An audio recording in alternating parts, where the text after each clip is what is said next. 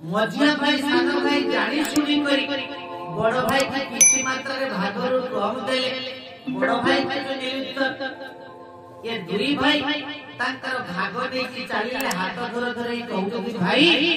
आज पर्यंत जो कांटेक्ट पंड करथिला ताहा दूर हेला बोला नहीं कवा हरि बोल किछि दिन अंते ए भागरु जेतको मिलिथिला ए ननाकर शरीर ते तो रात पाए स्नान करिवे गीतार पाठ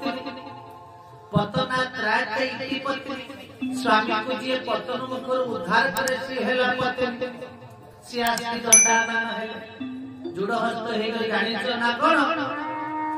ना भागन जेतक टंका पैसा चाउल मिलिथिला सब सरीला कोन खाइबो केमिति बंचन अनाकर प्रगाढ़ विश्वास अरे तमे लागि दुख करूछ